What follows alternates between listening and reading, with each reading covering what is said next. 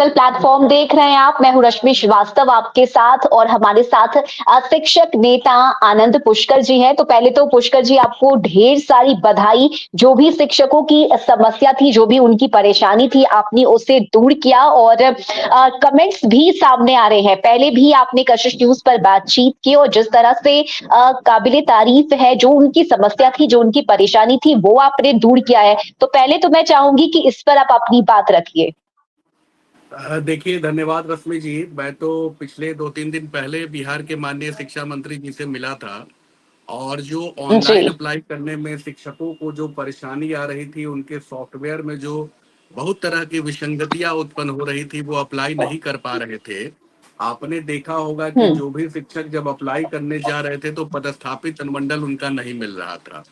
पत्नी के पते को हम्म। डाल रहे थे या पति अपने पते को भी डाल रहे थे, तो वह एरिया उनको नहीं मिल पा रहा था। जबकि माननीय शिक्षा मंत्री जी ने इमीडिएट बुला के सॉफ्टवेयर वाले लोगों को बैठाया और उनको सारी विसंगतियां बताई, और उनकी विसंगतियों को उन लोगों ने दूर किया।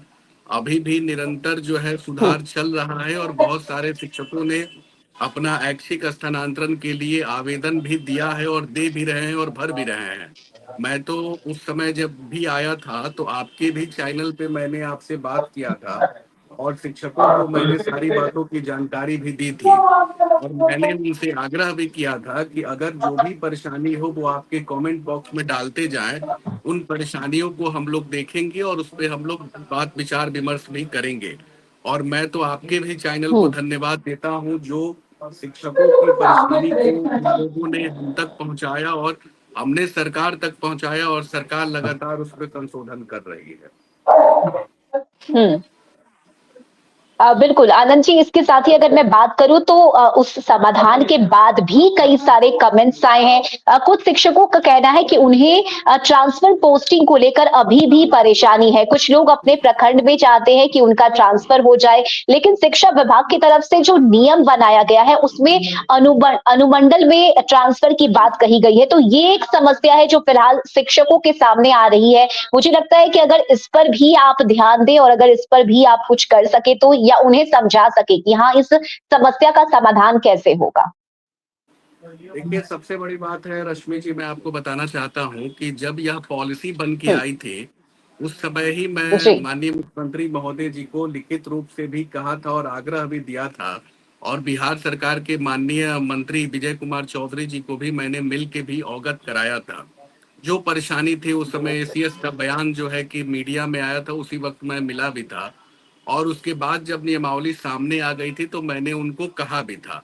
और आपने देखा भी होगा कि मुख्यमंत्री सचिवालय से मनोज कुमार जी का पत्र भी निर्गत होके अपर मुख्य सचिव के पास गया था, जिसमें यह बातें स्पष्ट रूप से थी कि विशिष्ट शिक्षक की स्थानांतरण, या जो बिहार लोक सेवा आयोग से जो शिक्षक बहाल हुए हैं, उनके स्थानांतरण पे कुछ त्रुटियां रह गई है, उसकी संशोधन की बात हम लोगों ने की। और उसमें हमारी प्रमुख मांग थी कि पुरुष शिक्षकों को भी उनका अनुमंडल नहीं, बल्कि प्रखंड को ही देखते हुए उनको स्थानांतरण का लाभ दिया जाए। और जो भी हमारी महिला शिक्षिका हैं, उनको भी सारी सुविधा दी जाए, और जो दिव्यांग लोग हैं उनको भी सारी सुविधा दी जाए। तो खैर, इन लोगों की बातों को तो कंसीडर किया गया, लेकिन जो हमारे पुरुष शिक्षक हैं, जो गृह अनुमंडल को छोड़ के उनको जो अप्लाई करने की बातें जो आई है, तो आज भी सरकार के समक्ष हम लोग यह बातों को अवश्य रूप से कह रहे हैं कि अनुमंडल की जो परिसीमा हम्म। है, तो अनुमंडल की परिसीमा के जगह पे पंचायत की परिसीमा होनी चाहिए।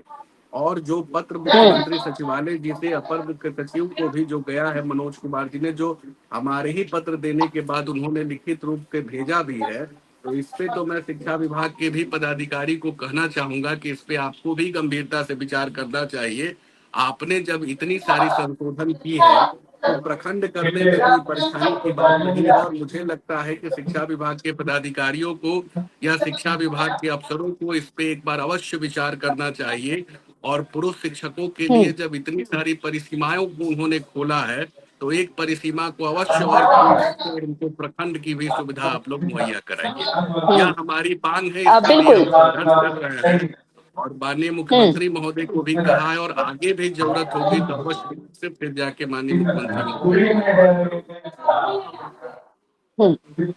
इसके साथ ही आनंद जी, अगर मैं बात करूँ तो जब आप शिक्षकों के बीच होते हैं या जिस तरह से लगातार कमेंट्स सामने आ रही है कि हाँ, उन्हें क्या-क्या परेशानी है, क्या-क्या दिक्कत है, जब उसका समाधान हो जाता है, तो आपको किस तरह से उनकी तरफ से अप्रिशिएट किया जाता है या फिर आपको वो आपको थैंक यू कहते हैं, ये भी हम आपसे जानना चाहेंगे कि उस वक़्त आपका क्या रिएक्शन होता है, आपको कैसा लगता है? क्योंकि अगर हम शिक्षकों की बात करें तो चाहे नियोजन नीति जिस तरह से आई या फिर कई बार ऐसा हुआ कि हाँ, रिजल्ट आ गए हैं लेकिन अभी तक उन्हें नौकरी नहीं मिली, ये भी कई बार हुआ है। तो कई शिक्षक परेशान हैं कि उनके रिजल्ट में गड़बड़ी हुई है, गड़बड़ी की बात भी कई बार सामने आई है बिहार से। तो कई सारी समस्या है और जब शिक्षक नेता के तौर पर आप सामने आते हैं, तो कैसा रहता है? ये मैं आपसे आज जानना चाहूँगी।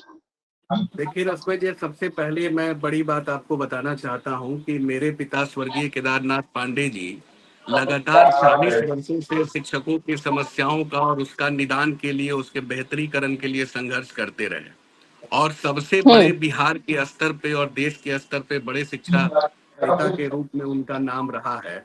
और मेरा जब हुँ, जन्म ही उस परिवार में हुआ जहां मैंने बचपन से ही शिक्षकों की समस्याओं को देखा है, उन शिक्षकों की उंगली को पकड़ के मैंने चलना भी सीखा है और उनकी मूलभूत हुँ, समस्याओं को बड़ी नजदीक से देखा है और पिताजी को भी संघर्ष करते देखा है।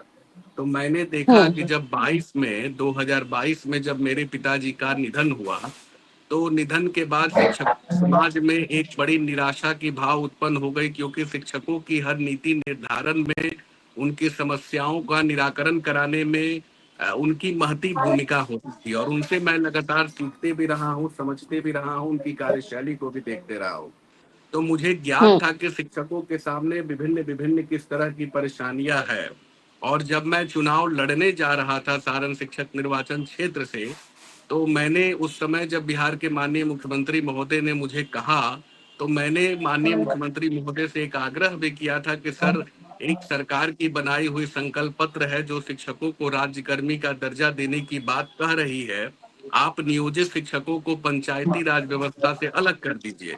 और मैं तो हुँ, धन्यवाद देता हूँ राज्य सरकार का, माननीय मुख्यमंत्री महोदय का, जिन्होंने हमारी बातों को सुना और बिहार के जितने भी तमाम नियोजित शिक्षक थे जो पंचायती राज व्यवस्था में थे, उनको पंचायती राज व्यवस्था से अलग करने की बात बिहार के माननीय मुख्यमंत्री महोदय ने किया और उस पर फैसले भी लगातार लेते रहे। फिर 11 जून हुँ, को जब स्थानांतरण नीति की बात थी और मेरे पिताजी ने 2020 में, जब पूरे बिहार के शिक्षक आंदोलन पे थे, उस समय बिहार के हुँ, माननीय मुख्यमंत्री महोदय से मिलके उन्होंने शिक्षकों के लिए एक सेवा शर्त नियमावली, ईपीएफ का प्रोविजन को लागू कराया था। और वही सेवा शर्त हुँ, नियमावली में ऐच्छिक स्थानांतरण का प्रोविजन भी मेरे पिताजी ने बिहार सरकार से कह के शिक्षकों के लिए कराया था।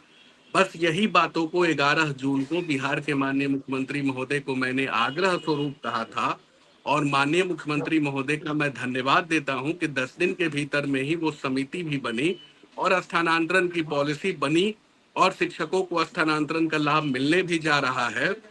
चाहे वह हमारे बीपीएससी के शिक्षक हो, चाहे हमारे जो विशिष्ट शिक्षक बनने जा रहे हो, उन शिक्षकों को लगा कि नहीं, मुझे सरकार ने सोचा है, विचारा है और मैं शिक्षकों की बस एक जो उनकी मूलभूत समस्या है उसको सरकार के समक्ष, पदाधिकारी के समक्ष, विभाग के समक्ष पहुंचाते रहा हूँ। हुँ, आगे भी पहुंचाते रहूंगा, क्योंकि मेरे पिता ने मुझे लड़ना सिखाया है, संघर्ष करना हुँ, सिखाया है, वह भी संघर्ष करते रहे हैं। और मैं तो यही चीजों को देखता हूँ रश्मि जी, इससे बड़ा खुशी मेरे जीवन में कुछ नहीं होता है जब शिक्षकों के लिए कुछ चीजें हासिल होती है और शिक्षक जब मुझे फोन करके धन्यवाद देते हैं या मैं जाता हूँ किसी कार्यक्रम में, अगर उनके द्वारा एक मेरे गले में जो माले पहना दिए जाते हैं, तो वह माला मेरे लिए कर्ज स्वरूप होता है, क्योंकि पिताजी भी मेरे कहते थे कि यह माला आपका प्यार है, स्नेह है और यह मेरे लिए एक बड़ी बोझ है। इसीलिए मैं इसको अवश्य हुँ, आपके कार्यों को मैं पूरा करूंगा, आपके लिए आवाज उठाते रहूंगा, आपके लिए संघर्ष करते रहूंगा। इसीलिए मैं आज भी कहता जी। हूँ कि जो भी, देखिए, एक दिन में तो सारी परेशानी दूर नहीं होती है और जब तक नौकरी रहती है तब तक समस्या रहती है, समस्या अनवरत रहती है। और कई सारी समस्याओं बिल्कुल। का निराकरण हम लोगों ने कराया है। और आगे भी हमारा प्रयास जारी है कि शिक्षा हित में, शिक्षकों के हित में, समाज के हित में एक प्रयास जारी किया जाए ताकि शिक्षकों की मूलभूत समस्याओं का निराकरण समाज के हम्म लिए, बच्चों के लिए, शिक्षावृत्ति के हम्म लिए काम हम लोग कर सके। हुँ। चलिए बिल्कुल और मुझे लगता है कि जब तक आनंद पुष्कर जैसे शिक्षक नेता हैं, शिक्षकों को परेशान होने की ज़रूरत नहीं है क्योंकि उनके हर समस्या का समाधान करने के लिए आप वहाँ पर बैठे हुए हैं और चाहे वो मुख्यमंत्री से मुलाकात करना हो, उनसे बातचीत करना हो या फिर शिक्षा मंत्री से आप लगातार तत्पर रहते हैं और जिस तरह से आप कदम उठाते हैं वो वाक़ई में काबिल-ए-तारीफ़ है। और मैं एक बार फिर से दर्शकों से ये अपील करना चाहूँगी, उनसे भी मैं कहना चाहूँगी जो लोग शिक्षक हैं और इस वक़्त हमें देख रहे हैं, सुन रहे हैं, अगर आपकी भी कोई समस्या है तो आप कमेंट करके उन समस्या को ज़रूर बताइए, उसका भी सॉल्यूशन निकाला जाएगा, उस पर भी आनंद पुष्कर ध्यान देंगे, बातचीत करेंगे, शिक्षा मंत्री से बात करना हो या फिर मुख्यमंत्री से बात करना हो, वो हमेशा मुझे लगता है कि आप खड़े रहेंगे उनके लिए। तो एक बार फिर से जी जी। शिक्षकों के लिए अगर आप कुछ कहना चाहें। देखिए, शिक्षकों के लिए मैं यही कहना चाहूंगा, जो भी शिक्षक हमारे देख रहे हैं, मैं उनको यही कहना बीच में मैं चाहूंगा आपको कि रोकूँगी क्योंकि मुझे लगता है कि एक बार ट्रांसफर पोस्टिंग की जो समस्या है, उस पर भी आप अपनी बात रख दीजिएगा। जी, जी। देखिए, ट्रांसफ़र पोस्टिंग में हम लोगों ने जो प्रयास किया है, उस प्रयास से कुछ सफलताएँ मिली है, लेकिन उसमें हुँ, और भी आगे हमारा प्रयास जारी है। जैसे आपने शुरू में ही रश्मि जी कहा, प्रखंड वाली बात जी। को आपने कहा, तो प्रखंड वाली बात पे हमारा प्रयास बिल्कुल जारी है। मैं यही सोचूँगा कि पंचायत स्तर के भी लोगों को प्रखंड वाली सुविधा मिलनी चाहिए, या नगर निगम में भी जो लोग हैं, उनको भी मिलनी चाहिए यह सुविधा।